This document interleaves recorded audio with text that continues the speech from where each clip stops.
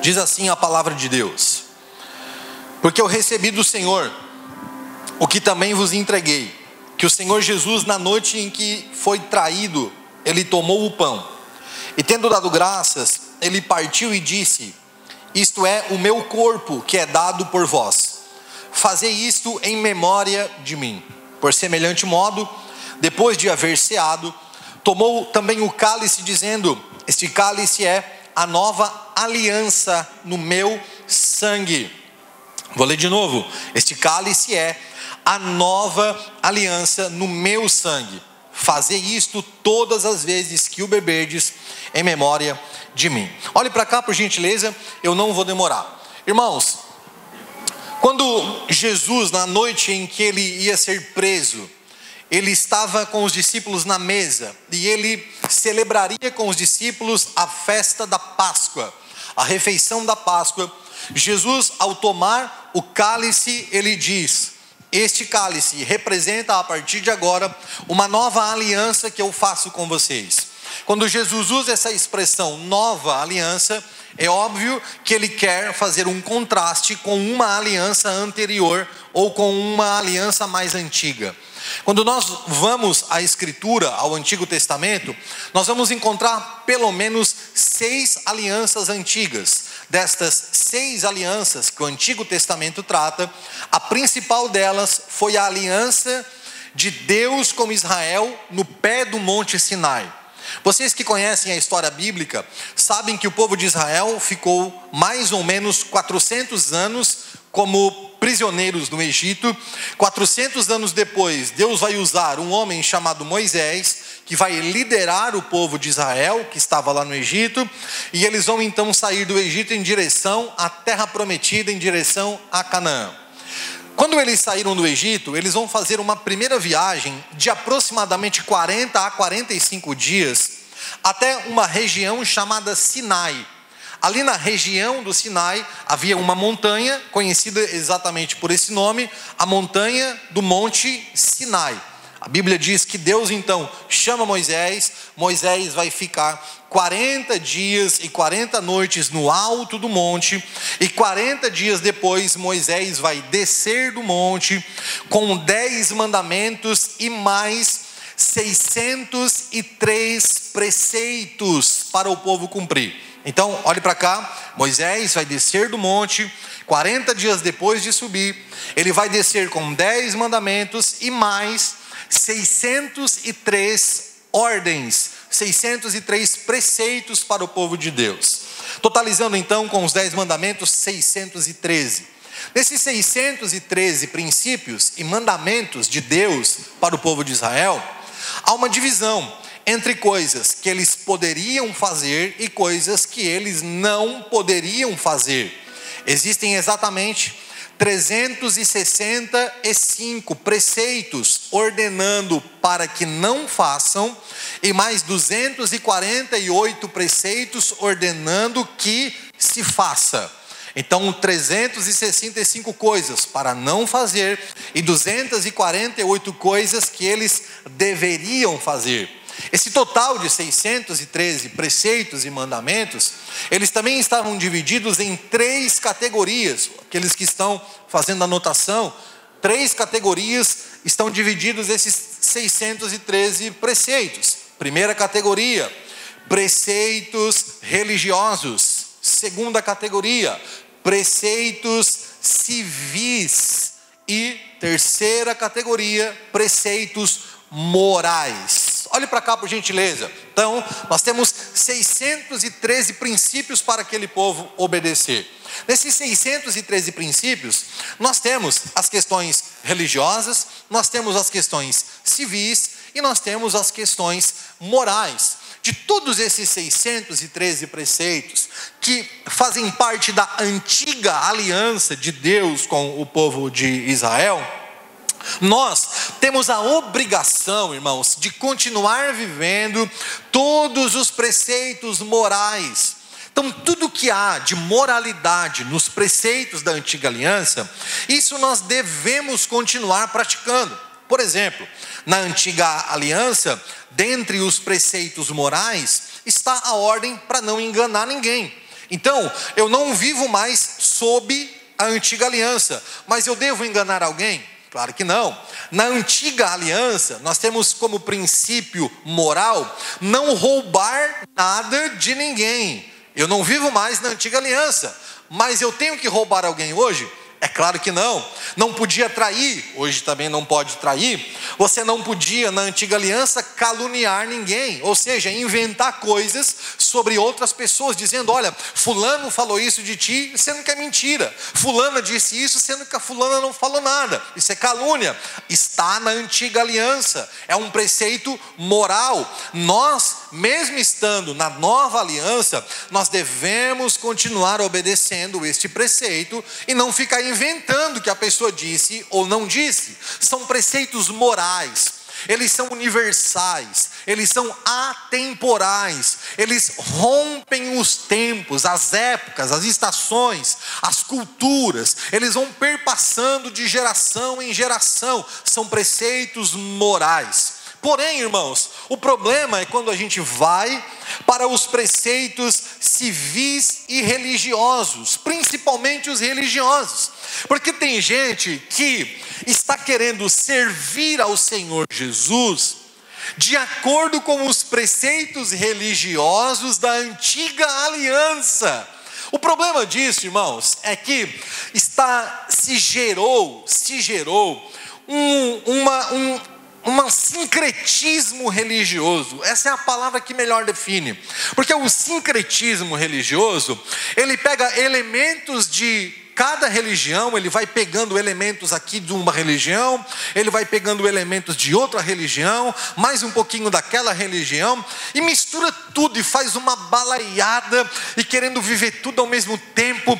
Por exemplo, tem lugares que a gente vai, tem lugares que talvez você já foi, a gente vê na internet, a gente chega no lugar, o pastor, ele está com um talite. O talite, ele é aquele manto que o judeu usa. Então ele está aqui com o talite no ombro, as franjas, as faixas coloridas. Aí na logo da igreja onde está esse pastor, tem uma cruz. Então o talite está apontando para o judaísmo, a cruz está apontando para o cristianismo, e daí o pastor, ele pega assim e apresenta uma rosa ungida, para dizer que a rosa ungida ela tem algum poder. Aí ele já pegou um elemento da Umbanda, porque se você não sabe, rosa ungida é coisa da Umbanda. Aí ele pega também um copo de água e diz: olha, se você colocar esse copo de água em cima da sua televisão ou no armário da sua casa, e você fazer uma oração forte, então todas as maldições vão ser quebradas. E nesse momento ele na verdade pegou um elemento da hidromancia, que a hidromancia também é uma religião oriental, que acredita no poder dos fluidos. E aí o pastor, como ele ainda não está contente, ele pega também um punhado de sal e diz: olha, pega esse punhado de sal, e se tiver alguém que está se levantando contra você, lá no bairro onde você mora, ou na empresa onde você trabalha, é só você jogar um punhado de sal, que todos os espíritos malignos na vida dessa pessoa vão ser repreendidos. E nesse momento ele pegou um elemento do candomblé, ou seja, nós temos o talite do judaísmo, nós temos a cruz do cristianismo, nós temos a rosa ungida da Umbanda, nós temos a água da hidromancia, nós temos o sal do candomblé. É uma mistura de religião, e as pessoas então ficam perdidas sem saber o que fazem, o que é verdade. E aí a gente encontra então o Senhor Jesus dizendo: olha, eu tenho uma nova aliança com vocês.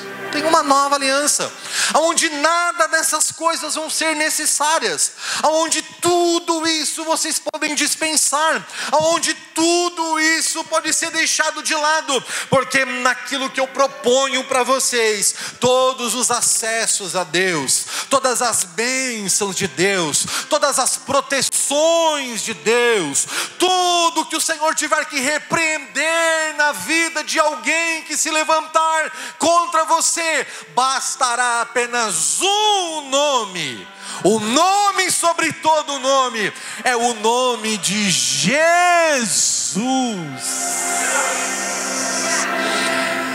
A nova aliança, ela simplificou tudo em Jesus. A nova aliança, ela sintetizou tudo em Jesus. Nós não precisamos, irmãos, de nenhum elemento do judaísmo nos nossos cultos. Nós não precisamos. Nós não precisamos de nenhum sincretismo no cristianismo. Basta o nome de Jesus. Com todo respeito, eu não quero ser ofensivo com ninguém. Com todo respeito, eu não quero atacar o jeito de crer de ninguém. Mas todas esses sincretismos, esses misticismos, todo esse folclore, nada disso vai adiantar na sua vida se você não estiver bem com Jesus. Não vai adiantar. Uma pessoa um dia chegou para mim, fui pastor desse indivíduo, não congrega na Vivendo o Reino mais, então não estou falando de ninguém que está aqui. Pastor, lá no meu serviço, o camarada está se levantando contra a minha vida, porque o Senhor está me honrando lá naquele lugar, e o Senhor está me levantando lá, e o gerente lá da empresa gosta muito de mim, está querendo me promover. Então um camarada lá começou a se levantar contra a minha vida. Só que aí, pastor, eu fui, peguei um punhado de sal e joguei dentro do armário dele sem ele ver. Meu irmão, você pode comprar 1 tonelada de sal, se você não estiver bem com Jesus, não vai adiantar nada o sal. Com todo carinho e respeito, as pessoas chegam para mim e falam: pastor, unge meu carro. Não, irmãos, eu não unjo o carro. Você pode pegar o seu carro e jogar dentro de um açude. Você pode tirar a água do açude e jogar óleo e passar um mês orando de joelho na beira do açude para ungir o óleo, que já seria um pleonasmo, né? Óleo ungido, todo óleo já é ungido. Você pode mergulhar o seu carro no óleo, se você não obedecer às leis de trânsito. Se você não fizer manutenção preventiva no seu carro, não vai adiantar nada. Pastor, unge a minha casa. Pastor, vai lá ungir a cama do meu filho, porque o meu filho está tendo pesadelo de noite. Só assiste porcaria na internet. Como é que vai dormir à noite? Não vai adiantar ungir a cama do seu filho. Pastor, unge a roupa do meu marido, porque meu marido isso, e se ungir a roupa dele, o Senhor vai fazer a obra. Só que você não dá bom testemunho de cristã vivendo com o seu marido. Não vai adiantar ungir a roupa do seu marido. Não vai adiantar, irmãos, todos esses misticismos, tudo isso, todos esses elementos do judaísmo ou de outras religiões, se nós não ajustarmos e alinharmos a nossa vida com Jesus, nada vai adiantar, nada. Nós precisamos de Jesus. A nossa vida precisa se ajustar a Jesus. Jesus, o Léo tem uma frase que ele fala nas mensagens dele que eu acho muito boa: Jesus quer andar em Criciúma disfarçado de você. Se não for isso, nenhum elemento de religião nenhuma vai adiantar, porque as coisas acontecem através de Jesus.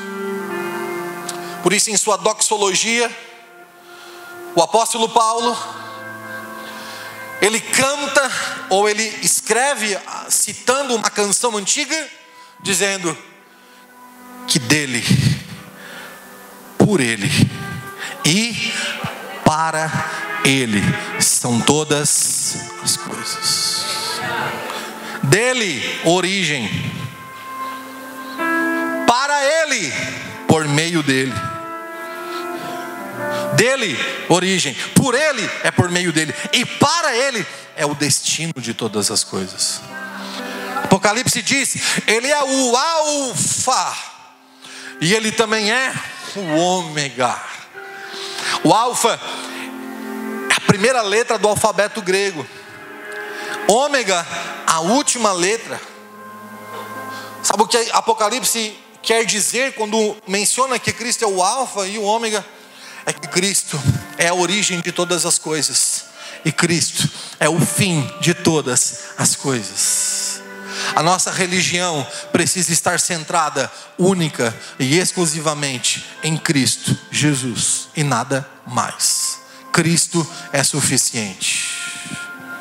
Você pode fazer a gentileza de olhar para quem está do seu lado com muito carinho e dizer: Cristo é suficiente.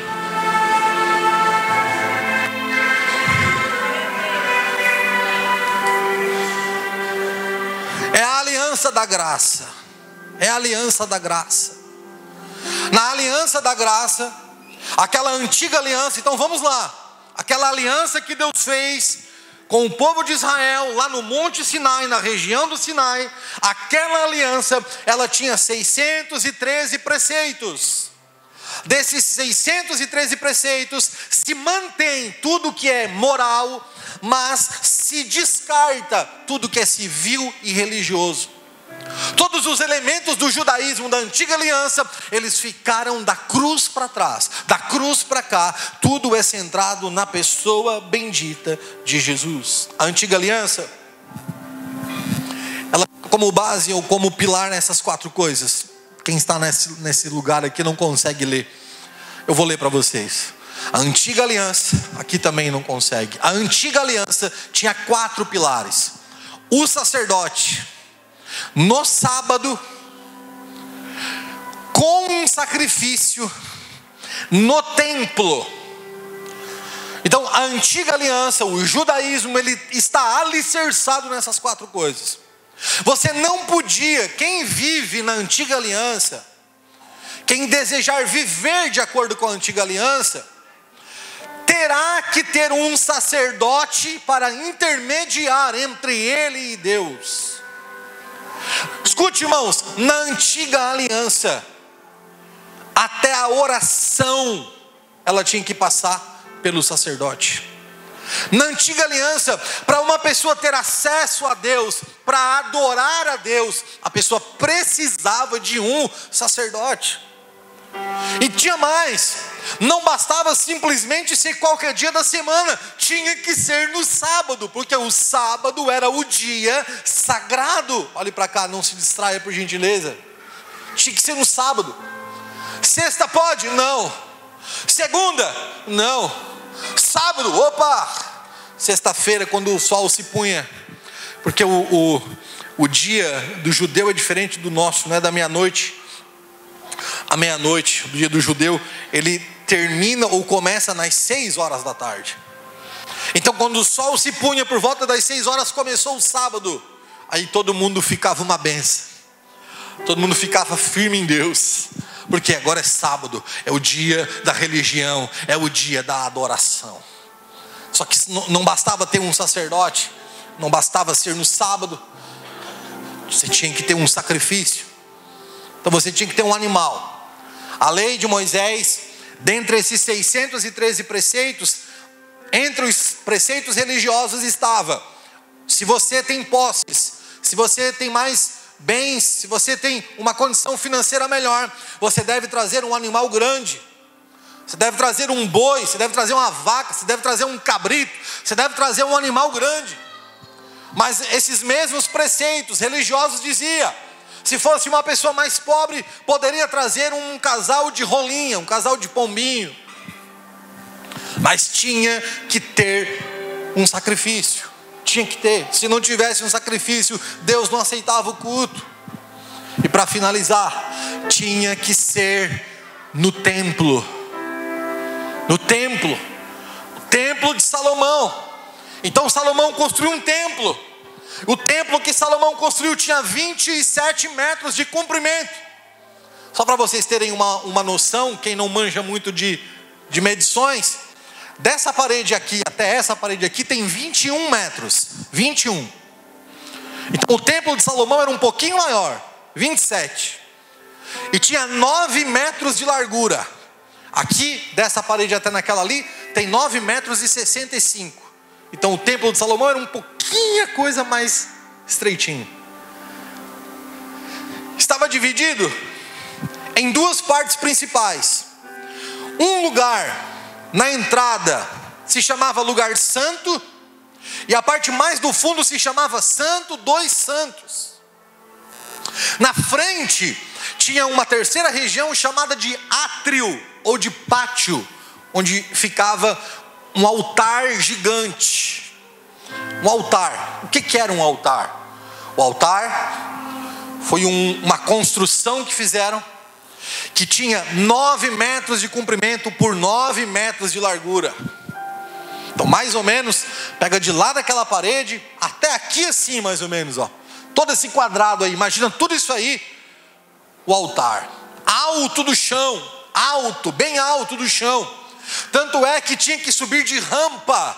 E detalhe, não podia ser através de uma escada, tinha que ser através de uma rampa, porque se fosse uma escada, quando o sacerdote levantasse a perna e aparecesse a panturrilha, o sacerdote era fulminado e morria na hora. Então tinha que ser uma rampa, para a subida ser suave. Em cima, uma grelha gigante.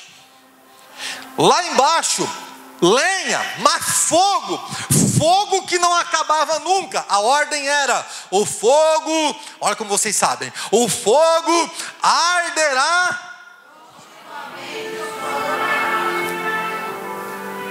Aí o pessoal faz uma bagunça.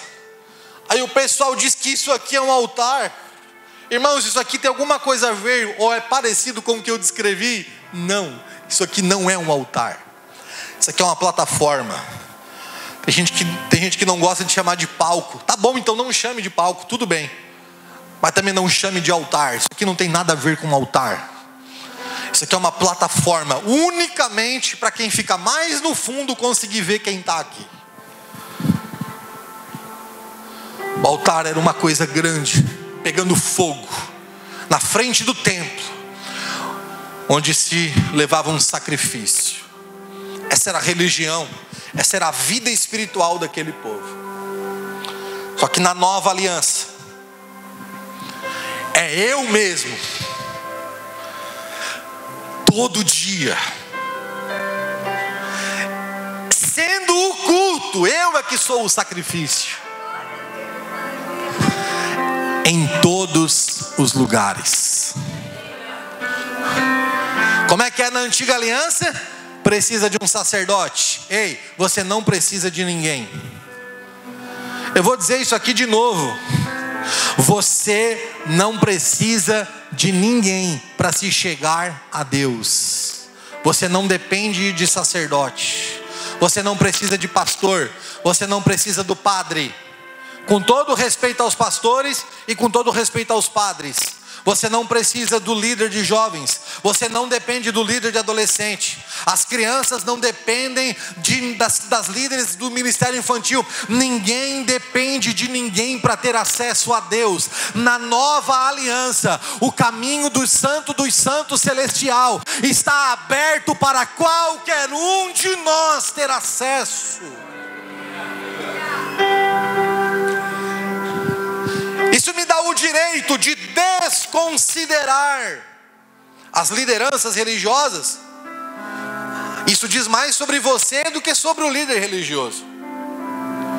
Quando você desconsidera o padre, quando você desconsidera o pastor, quando você não tem honra, quando você não tem respeito pelo seu líder de jovens, quando você não honra seu líder de adolescente, quando você não honra as professoras do ministério infantil, isso não diz nada sobre os líderes. Isso está falando sobre quem desonra. Agora, depender de mim, que sou pastor, para você ter uma vida que flua no Espírito, não, meu irmão, você não depende de mim.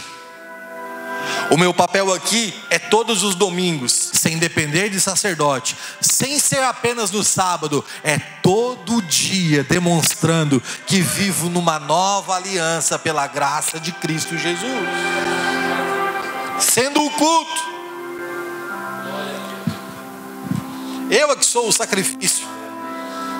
Paulo disse isso em Romanos capítulo 12. Rogo-vos, pois, irmãos, pela compaixão que é em Cristo Jesus, que apresenteis o vosso corpo como um sacrifício vivo. E aí, então ele vai explicar na continuação do texto o que é esse sacrifício vivo. E ele diz que é o vosso culto racional. Eu sou o culto, irmãos. Eu não preciso trazer um animal, você não precisa trazer um animal, você é o culto, nós somos o culto, em todos os lugares, sem depender de um auditório.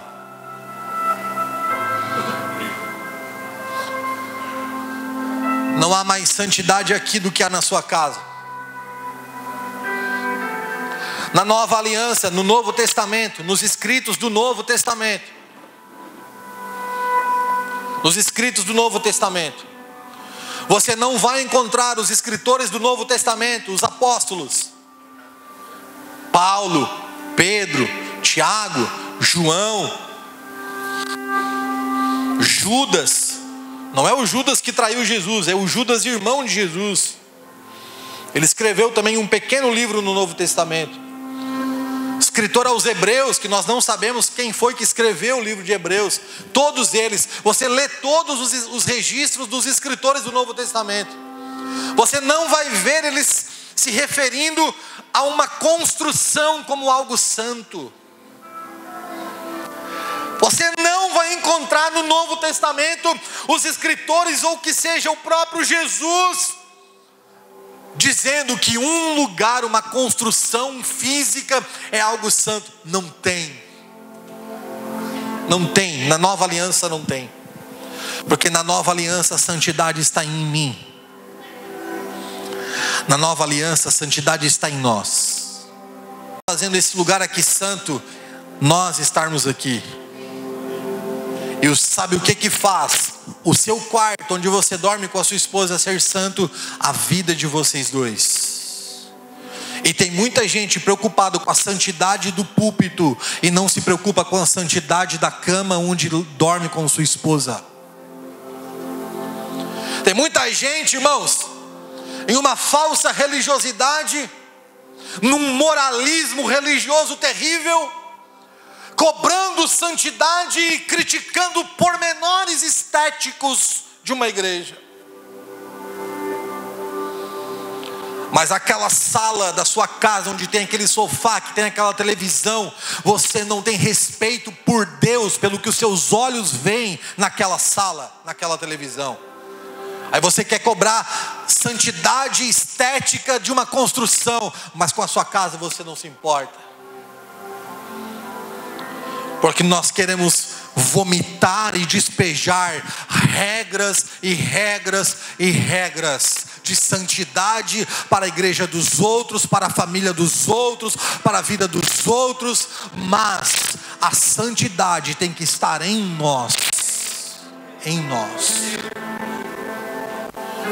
A santidade não tem que estar apenas no lugar onde nós fazemos o culto domingo. A santidade tem que estar em todos os lugares. Muitos de nós estamos igual o povo de Israel no Antigo Testamento, em especial no capítulo 7 de Jeremias. Jeremias capítulo 7 é um texto que precisa, irmãos, de alguma forma impactar a gente. Porque o povo, ele estava vivendo exatamente nesse contexto, de que pode fazer o que quiser, viver o que quiser. O negócio é ir no templo. Porque aí o templo então vai santificar. Então Deus vai tomar a boca do profeta e vai dizer: eis que vocês confiam em palavras falsas que nada aproveitam. O que é isso? Vocês furtam, cometem adultério, agem com falsidade, são idólatras. Aí no versículo 10 ele diz: aí depois vocês vêm e vocês se colocam diante de mim nesta casa que se chama pelo meu nome e dizem: estamos salvos. Sim, estamos salvos. Simplesmente porque foi numa igreja evangélica. Sei que seria muito mais agradável para você ouvir que sim, que basta você vir no culto domingo à noite. Mas você não vai ouvir isso de trás desse púlpito. O que você sempre ouvirá na Vivendo o Reino é que nós precisamos ser coerentes com o que professamos no domingo, com o que vivemos na segunda, na terça, na quarta, na quinta, durante a semana. Não vai adiantar nada a santidade do lugar do culto se a sua vida não for santa nos outros dias. Porque na nova aliança é eu mesmo.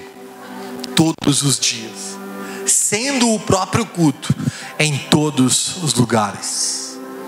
Aonde tu coloca a planta do teu pé, a santidade daqui te acompanha. Quem recebe essa palavra?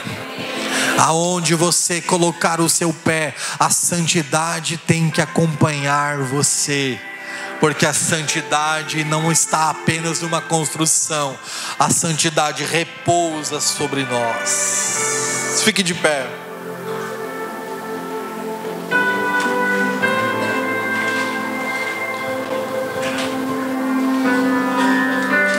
É a aliança da graça. É a aliança da graça. Jesus está te chamando para viver a aliança da graça.